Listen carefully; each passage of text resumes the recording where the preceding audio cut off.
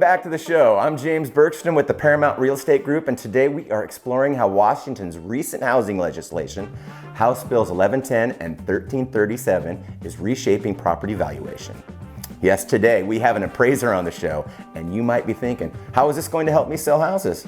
But right now, with all of the new zoning regulations taking effect, it has never been more critical and important for brokers and agents to understand highest and best use analysis. Because if you don't, you could be leaving a ton of value on the table. Even more critical is understanding how highest and best use analysis impacts the properties you're trying to acquire the listing on. It can make all the difference between coming across as knowledgeable professional or maybe someone who's not quite understanding with the current topics going. Joining us is a nationally respected residential valuation expert. Todd Redington is as decorated as they come. He was awarded the prestigious SRA designation, Designated Appraisal Institute Residential Review Specialist. He holds credentials as an accredited green appraiser. Todd is also the founder of Tier 1 Residential Appraisal Services here in Washington. He's been on the FHA panel since 1995 and is recognized by the IRS as a qualified appraiser and was a former HUD fraud investigator. He is a subject matter expert in residential 1 to 4 unit valuation and review for litigation. He is next level smart, and his passion for accuracy and integrity has made him a go-to expert across Puget Sound region. He's been a guest right here at Paramount team meetings several times over this last year and has completely blessed our team with great insight and teaching and speaking on many subjects.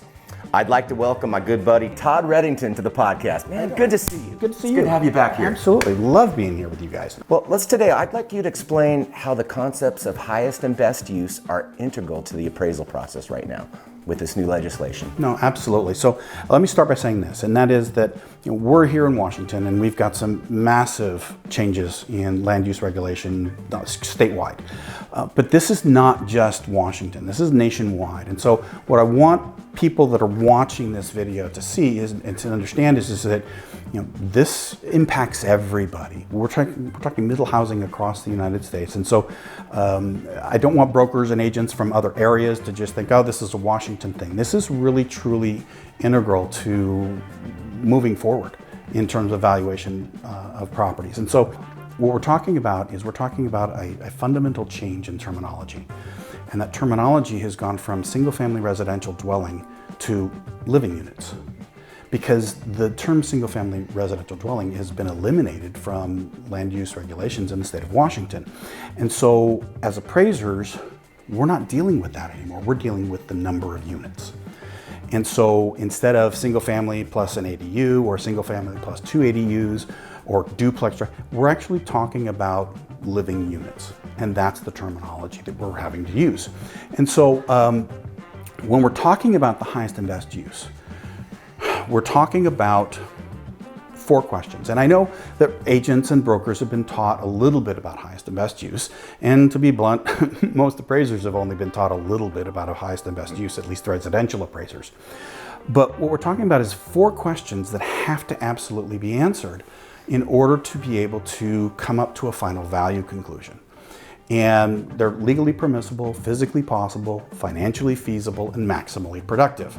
So those 4 questions have to be answered every single time.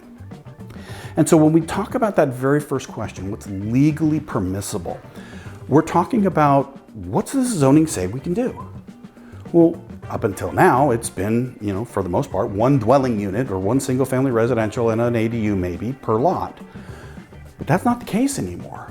The way that these bills are written, we now have the expanded capabilities on each lot. So an appraiser needs to go out there and figure out what can legally be done to a property. Is it, maybe it is 1 unit. Maybe it's 2 living units, 4 living units, 6 living units. In some areas, they're talking about putting commercial capabilities on residential properties now. It's scary. Very seriously. We have a city to be unnamed here in Kitsap County that is proposing to allow commercial use on any residential property. And that starts to get a little bit insane when we're talking about dealing with highest and best use. Because once we determine what's legally permissible, then we have to figure out, okay, what's physically possible? Is the lot big enough to fit 2 units, 4 units, 6 units? You know, can it accommodate parking? A lot of times the parking's not required anymore with these new legislations. But what can be built on that property? Is there shoreline requirement, ecological restrictions, so on and so forth?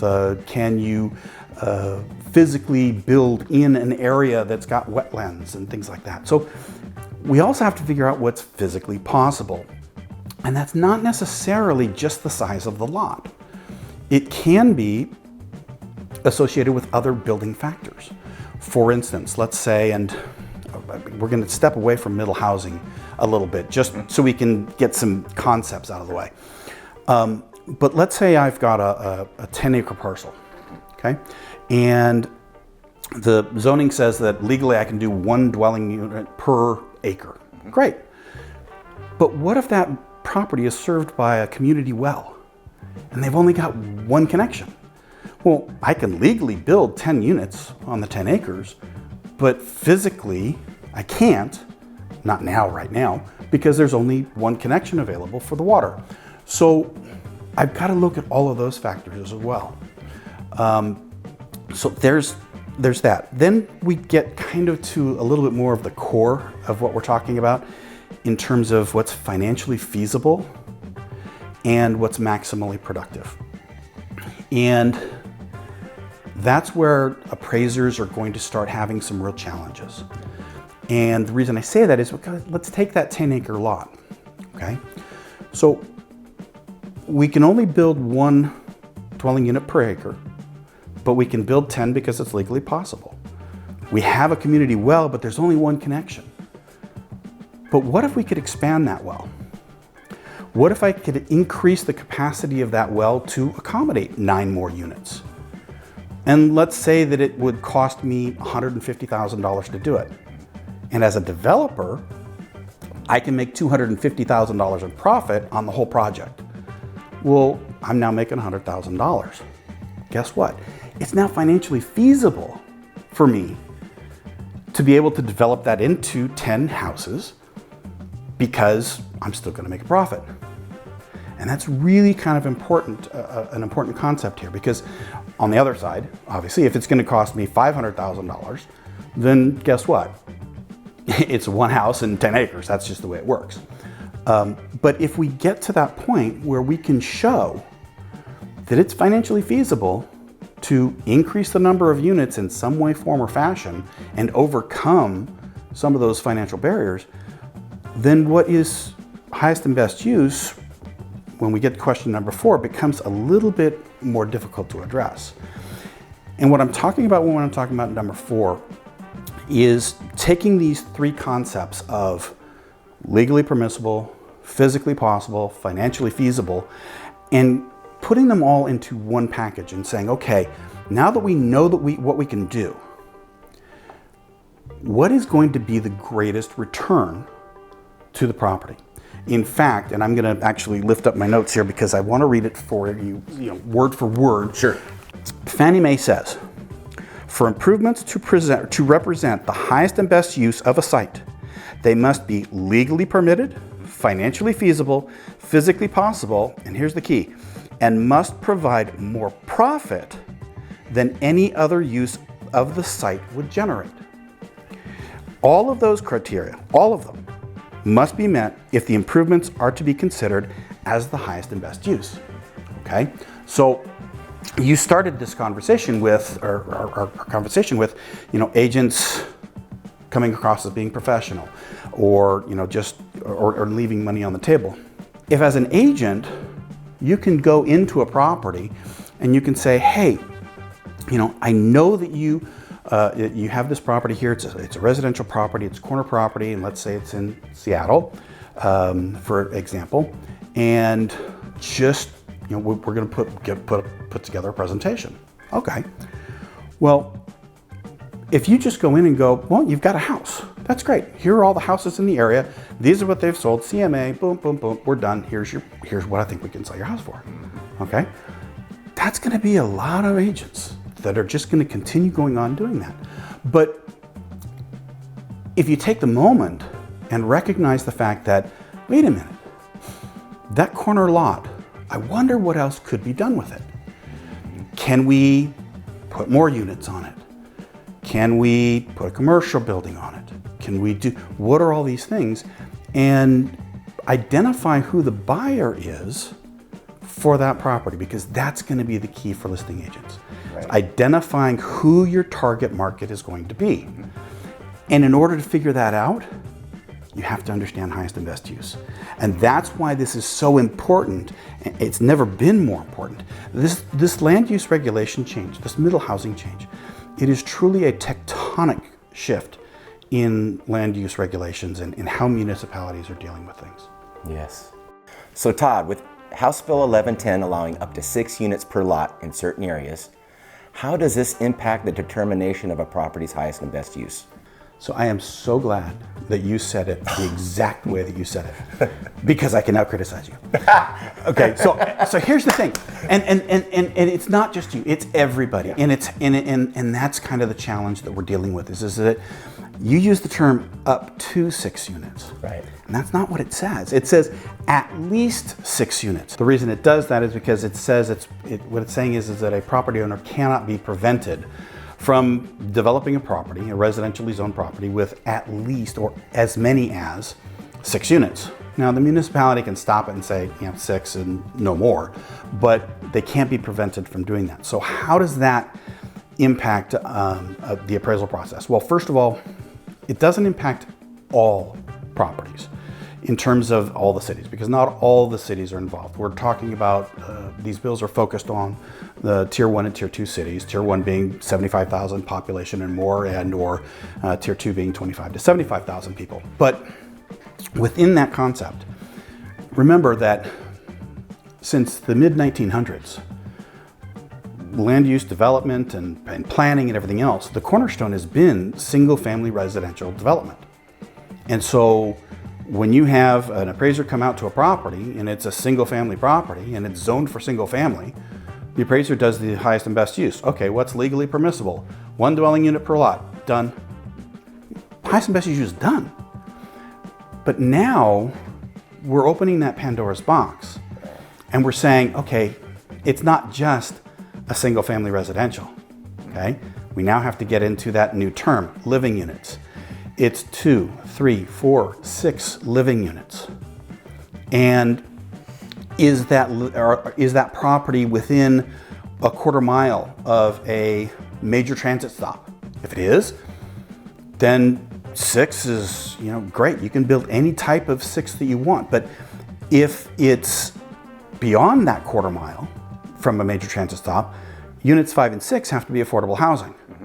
Now again, 2 things. First of all, when I say they can develop it with whatever 6 units, middle housing has been defined as 9 different types of dwelling units or living units, duplexes, triplexes, cottage housing, things like that. So each municipality can choose which of the 9, they have to have 6, which of the 6 of the 9 are going to be for any specific residential lot. But then you also have the issue of distance from the major transit stop. But the municipalities don't have to follow this guideline.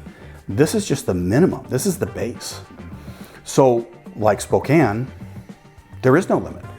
Spokane has, in their residential zoning, it's if you can fit it, you can build it type of a mentality. So appraisers are having to go in, and instead of saying a single family, 1 unit per lot, we're done with our highest and best use, 30 seconds. Now, just figuring out what is legally permissible, they're going to have to contact the city or the municipality. They're going to have to talk to the planner. They're going to have to do so much research. That first question can take half an hour, an hour. And then we get to the point where, okay, now we know what can be there. What's going to be physically possible? All right, so I know I can build 6 units. And those 6 units can be all of these different types. Which type fits? Well, if we're on a corner lot, we have certain setbacks. If we're on a lot that backs to an alley, we have certain setbacks. If we are an interior lot, we have certain setbacks. we have certain height restrictions. We have bonus height restrictions if you do 6 units in some cities, and your floor area ratio or your impervious coverage changes not just based upon the zoning, but based upon what you want to do in that zoning. So a 4-unit FAR is different than a 2-unit FAR. We've just taken the highest and best use analysis and exploded it into all of these different concepts that are just going to take a whole lot more time for appraisers to do. So it's so complex that the Appraisers Coalition of Washington, who I am a board member of, we created a 4-hour highest and best use course and presented it. And there are going to be more courses coming out. Is that for appraisers only? No, you can attend those courses, and I would recommend. There are some other courses that are coming out from some other organizations and people that are going to be phenomenal. And I know of one that is getting approved right now that is both approved for agents for continuing ed within the state of Washington, as well as appraisers. And I don't have all that information right now, but you can reach out to me later and we'll give my information out. And once that information comes out, I can send that out to you. So House Bill 1337 mandates the allowance of at least 2 ADUs per residential lot. How does this influence your valuation approach, especially when you're looking at properties that don't yet have ADUs built, but clearly have the potential? Are there challenges in assigning value to that potential, particularly when comparable sales are limited? So, in theory, it's the exact same process. We're finding what's legally permissible. ADUs are permissible. But then I go back to the Spokane example, and that they're living units, they're unlimited. The maximum amount is unlimited. So why would you build an ADU when you can just build another living unit? And a lot of cities are doing the same thing. And what they're saying is that HB 1110 and 1337, they kind of conflict a little bit, but what they basically say is it's up to the municipality to decide whether or not the ADU counts towards the living unit density.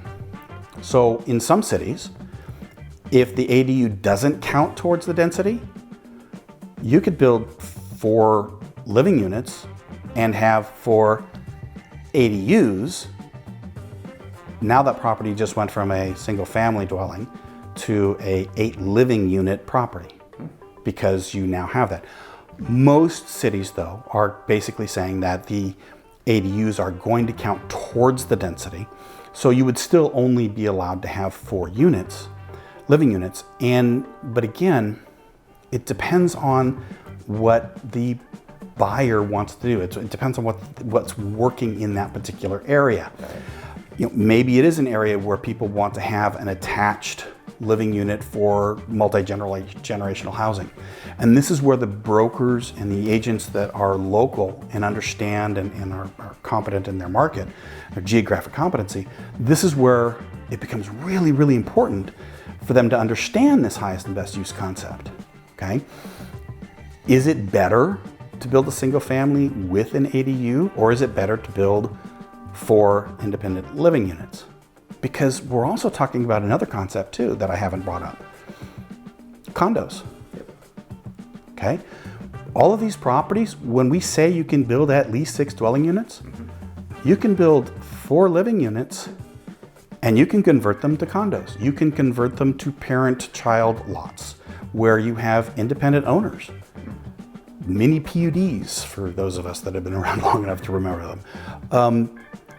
So it's really, really imperative that not only the appraiser understand what's going on, but the demands of the market and where that market is leading to in terms of what the market participants want to do. So if you're in an area where generational, multi-generational living is important, great, ADUs. If not, so how that applies to appraising, again, we apply it the same way. We go through the 4 tests and figure that out. A property that doesn't have any ADUs, well, you're going to have to make that decision as to whether or not you want ADUs or not. A property that has an ADU can create actually a bit of a problem or a challenge. And that is because what defines an ADU pre these bills is different than what defines them after. Okay, so an ADU that was built prior to this may have been restricted in size. On the other hand, now they can't be restricted to being less than a particular size. Okay, so you can't say that an ADU has to be less than 1,200 square feet or 1,000, whatever it is. Okay, so you could actually impair yourself by having an ADU. There's one other thing that a lot of agents or brokers, agents, and even appraisers don't take into consideration when we're talking about the ADU situation, and that is that right now there is very little financing available for properties with 2 ADUs. The GSEs don't have financing for 2 ADUs. So as an appraiser, if I'm determining that a property's highest and best use is to have 2 ADUs, I need to make sure that I'm using comparables that have 2 ADUs because they're having to deal with this financing complication. It's not just, you can't just use a bunch of single ADU properties and compare them to a 2 ADU property because the financing is different. And it may be impactful. It may not be. A lot of people that are doing the 2 ADUs are paying cash and things like that, but down the line, when they want to sell that property, if there's no financing capability outside of portfolio loans and things like that, I'm not saying they can't be financed, but it does create a bit of a challenge. So again, we're talking about, would you rather do ADUs, which might have some financing restrictions on them, or would it be better to do living units and, make it something else? The challenge with this is that we're constantly coming up with these additional thought processes. Right. And of what's possible. So up until now, we've had situations in most cities where if you have a single family in an ADU, the owner of the property has to live on the property, right? Yep. So it's a single family. Right. Right. So with these new bills, they eliminate that requirement. So the homeowner doesn't have to live in the property. So you have a property that doesn't have to have a homeowner in it. It's got 2 units, 2 living units, right? Is that a duplex? Did your single family just become a duplex? And if you build a second unit on the property that's a detached ADU and it has separate utilities, the GSEs typically will consider that a 2-unit property. Now all of a sudden you're not a single family in an ADU. Now you're in financing that is small residential income. Again, all of this is highest and best use. All of this is determining what is going to create the greatest value on a property. And I'm sure people that are watching this are going, holy cow. And you're right, holy cow. Right? Exactly. It feels like they took this and threw it against the wall. Yes, without getting into too much trouble with the higher ups and those that are right. Whatever. Yeah, in a sense it is, and so it's going to take some time for us as appraisers, as market participants, as buyers and sellers. It's going to take us time to figure out what really is the highest and best use of a property. Exactly. And that's going to become important. So this kind of leads into my next question is how do these legislative changes affect the classification between residential and commercial appraisals, particularly when a property's use transitions due to increased allowable units? We're talking about something that was defined in the early 1900s. Yep. Okay. So the difference between a residential property and a commercial property is this. A commercial property is any property that is not part of a transaction with 1 to 4 units. Okay? So basically what they're saying is that anything that is beyond 1 to 4 units residential is a commercial property. So even if a 5 or a 6 unit property is being used for residential purposes, it's a commercial property. And that's a huge distinction. And it may not seem like it, but well, what's 1 more unit? Well, 1 more unit is commercial financing versus residential financing. Right. Higher down payments, different credit ratios, different qualifications. All these different things are necessary in order to qualify for loans for commercial properties, as opposed to residential properties. So it does make a huge difference as to whether or not a property's highest and best use is 1 to 4 units or if it's 5 or more units. Because if the highest and best use is for 5 or more units, then a residential appraiser cannot appraise that property. It has to be done by a certified general appraiser who can appraise any property, but certified and licensed residential appraisers, they are only allowed to appraise 1 to 4 unit properties in the residential category. So that also applies to these other cities where all of a sudden, corner lots or they're going to be allowing commercial uses. If the highest and best use is determined to be a commercial use, then a residential appraiser can't do that appraisal. It has to be a certified general appraiser. Right. Yeah, because as you said, they've been typically limited to no more than 4. Right. Makes me wonder how they're going to modify that or give latitude, because the bulk of appraisers in our state are residential appraisers. We're limited to the amount of commercial appraisers that are available or out there, and plus the cost of an appraisal goes extremely much higher. Yeah, skyrocket. Right. The minute that you have a certified general appraiser involved in a property that's 5 or 6 units, the cost of the appraisal gets astronomical. Yeah. And so, it makes a huge difference. And in terms of what latitude, at this point in time, there is none. The licensing laws are set by the federal government, the Appraisal Foundation, okay. And so they specifically have these guidelines. Now, are people trying to get in and make changes and say, well, do we have this middle licensing, or do we have a supplemental designation or something like that that would allow for this to be done? And whether or not that comes true, I have no idea. But as of right now, there's no leeway. It is either residential or it's commercial, and those are the 2 licenses. That'll be interesting to see how that rolls out in the future. Yeah. So how does an appraiser approach now a property that can develop more units? Well, there's two stages to the process. The first is the most important, and that is, can I even appraise it legally, based upon my license? And so what we have to do is we have to get through those first 2 responses: what's legally permissible and physically possible. Okay? So if I go through legally permissible and physically possible, and I determine that more than 4 units can be developed on that property, and I want to be very clear, this is my response, nobody else's. This is my determination and what I've decided how I have to handle it. Okay? I have to stop, and I'll explain why. For all of my education, all of my training, all of my experience, I've never been trained how to appraise properties and give value to properties that are 5 and 6 units, because they're commercial properties. I've never had to.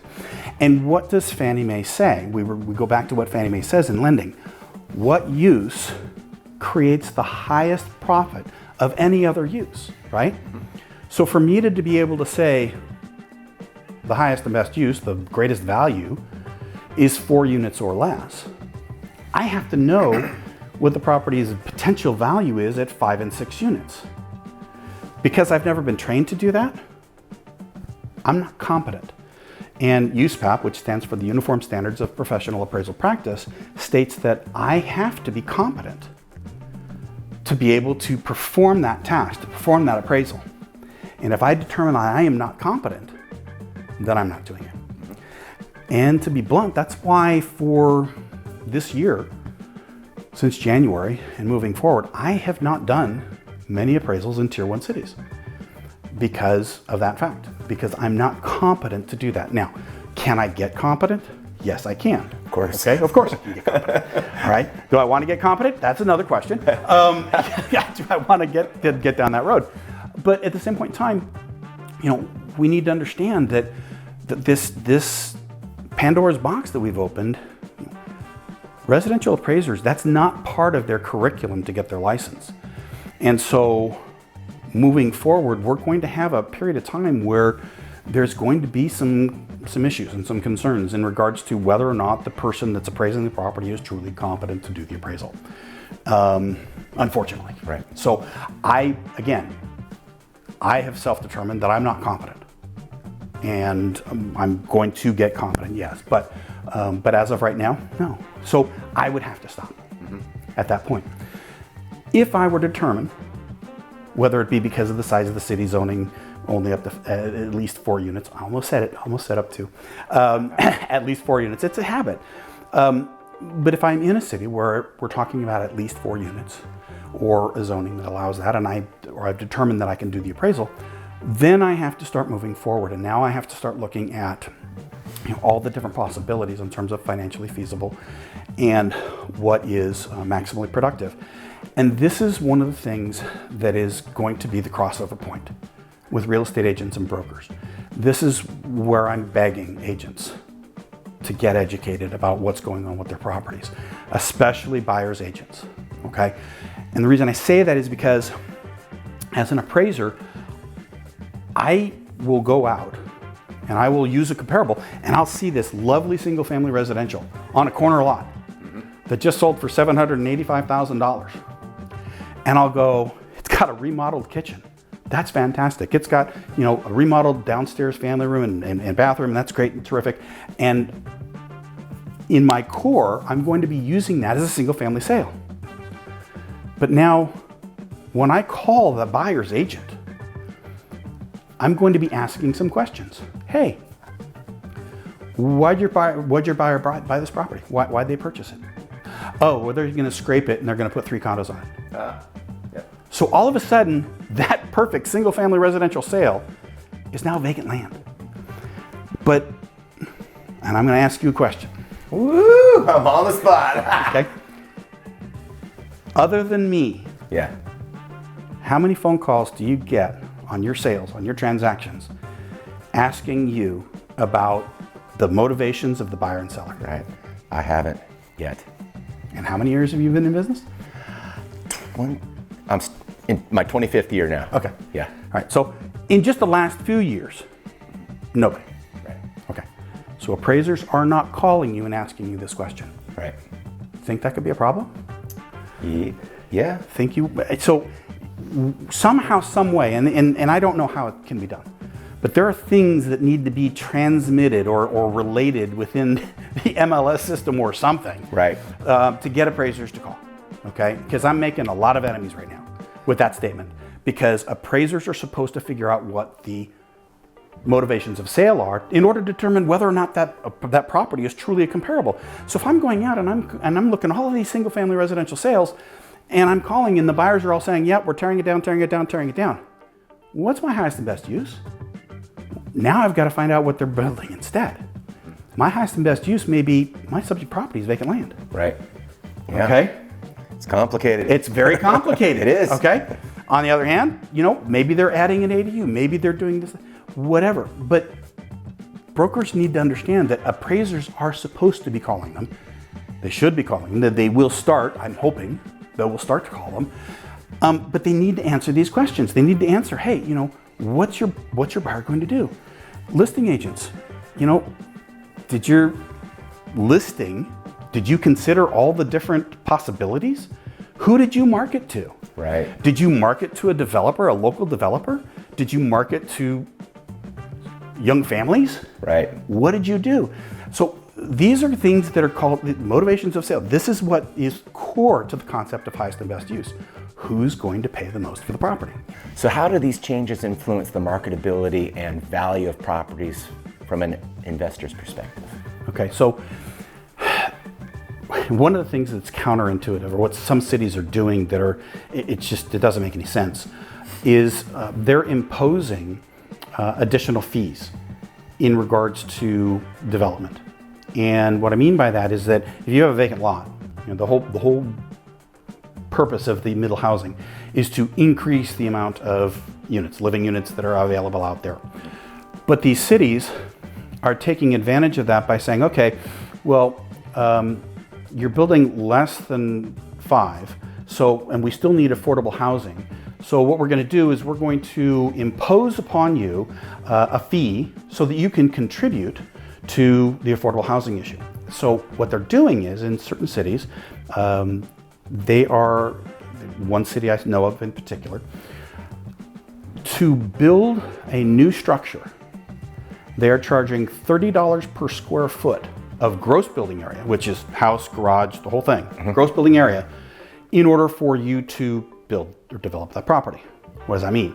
If you're building a 3,500 square foot structure, 400 square foot, 500 square foot garage, and the rest is the house, before you can pour an ounce of concrete or foundation of anything, you're cutting a check for $105,000 to the city to just make that house.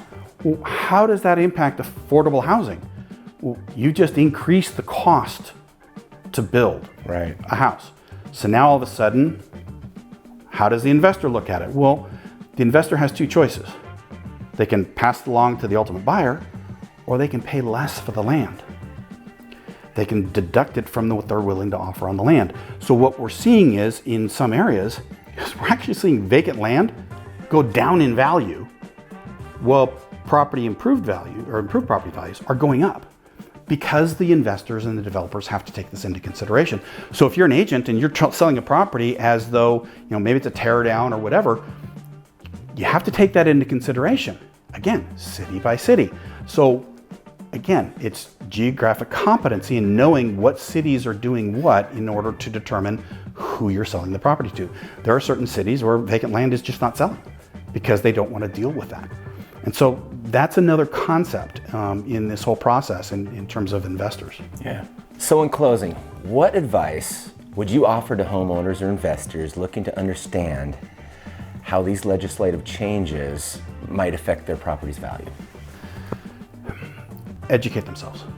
That's the most important thing. They need to understand not just what's happening today, but what's happening 6 months from now, or even possibly a year from now. These legislative changes were signed into effect back in July of 2023, and they're just now going into effect in terms of the core, just the bare bones changes.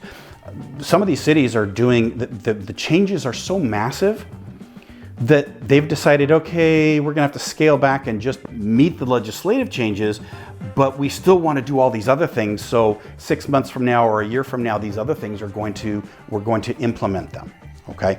So you need to understand not just what's happening today, what your zoning is and what you can do with your property today, what you can do with it tomorrow once these legislative changes occur. And by the way, some of these legislative changes don't impact Tier 1 cities for another year or two, depending upon where they are in the state. So, but most of them are trying to get it done as quickly as possible. But knowing what can be done, knowing what financing is available out there. Again, Fannie Freddie, they're not doing 2 ADUs right now. Are they going to change? They're probably going to. They're going to have to. They're reactive, but they're going to have to. Are they going to treat that property as a duplex or a single family as an ADU? Okay. Different types of financing. You need to look at that. You need to look at how the city is going to classify that 2-unit property. Is it going to be classified as 2 living units? Is it going to be classified as a duplex?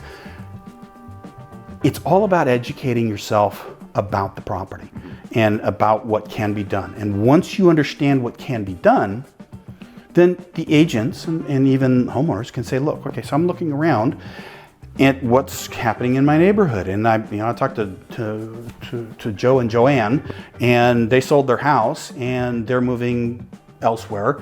And they said that the buyers are planning on doing this. They're going to move in and remodel. That's what they said. Or you see the people that move in and remodel. Great. That's fantastic. You know what? They moved in and remodeled. If that property sat vacant for a month since it's sold, you might think that has something other than what it's currently being used for is going to continue. It's probably not.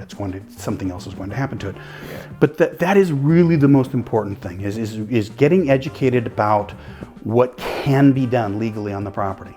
And again, that's that first question in highest and best use. And so that's really what can be done. And then again, I cannot emphasize it enough, is that agents, you should be getting more phone calls. Please be communicative. Yeah. Explain what's going on, because the next property you sell in that neighborhood is going to be dependent upon, what the appraiser thinks about that sale that you sold a month ago.